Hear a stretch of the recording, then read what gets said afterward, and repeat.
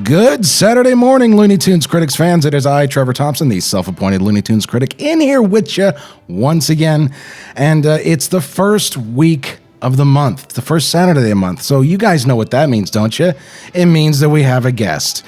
Now, if you have been watching these videos, and by the way, thank you for that, then you've been leaving comments and making requests, and you probably know my guest. Ladies and gentlemen, the one, the only, Eli Copperman. Say hello, Eli. Greetings, everyone. This is Eli Copperman from the dead.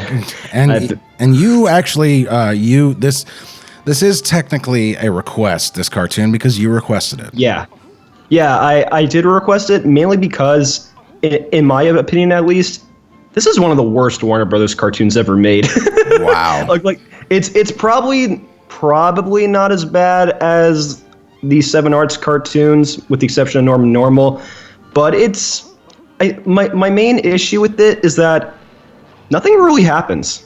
Yeah. Like, nothing is more frustrating than a cartoon that's just boring. Because actually, I don't know if any of you watch this YouTube channel, Jill Apocalypse, which if you don't, definitely check him out. But he once said this one quote that I still resonate with.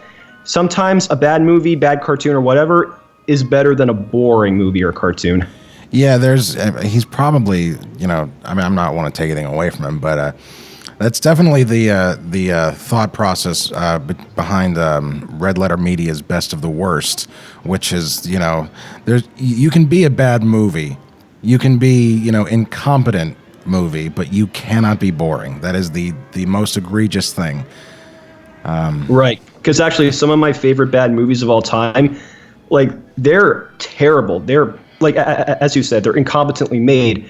But what makes them entertaining is just how ridiculous they are, whether it be from the content, the abysmal acting, or just the presentation quality and the crazy edits. This cartoon, however, there's honestly nothing truly bad to say about it. To be honest, like it's just forgettable. Would you say it would be fair to compare it to what I would call the Mickey Mouse syndrome, which is that nobody hates Mickey, but that's only because there really isn't anything to hate. You know what? I guess so. I mean, I do like Mickey Mouse more than some other cartoon characters from this time, like Mighty Mouse or what's that character's name? Just any famous studio character besides Popeye. But in this situation, I can definitely understand that, because, like, unless it's the newer Mickey shorts or a couple others that are actually entertaining, like the band concert or the Mad Doctor, there really isn't a whole lot to the character because, well, he is what he is.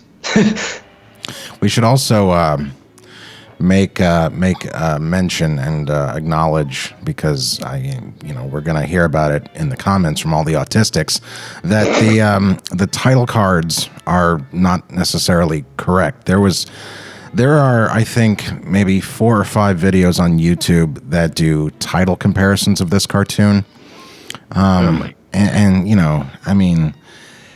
If there's any ladies listening right now, just seek these guys out and just let them see your vagina. You don't have to let them touch it, but let them see it, because these poor bastards got nothing else going on.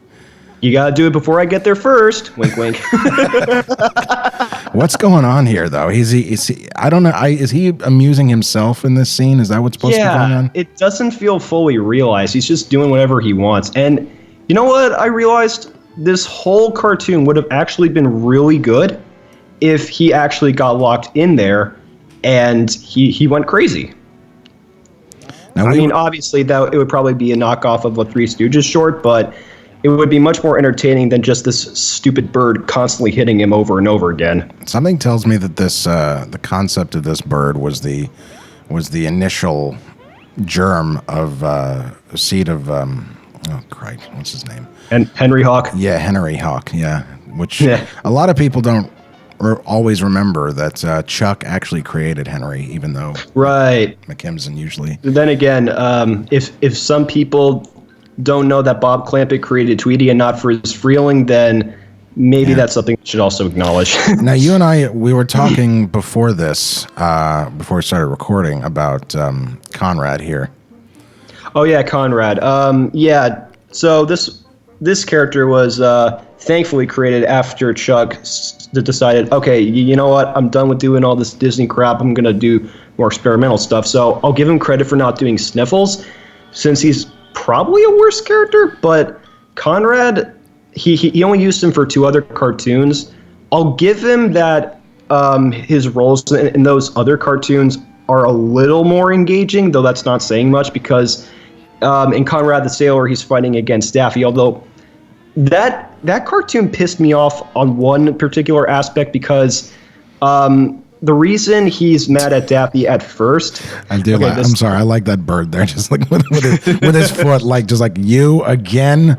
So, okay, one decent... I got one laugh. Yeah, okay.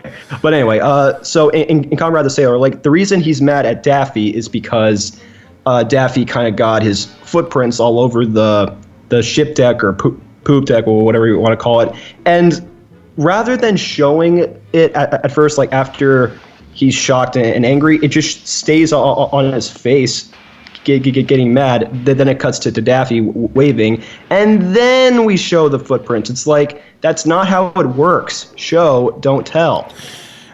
Just real quick, just for my benefits, when I edit this later, did you say ship deck or shit deck? Ship deck. Okay. I'll have to edit this later. I'll have to edit out. Now, is he supposed to look like Adolf Hitler there, or is that just a coincidence? I have no idea.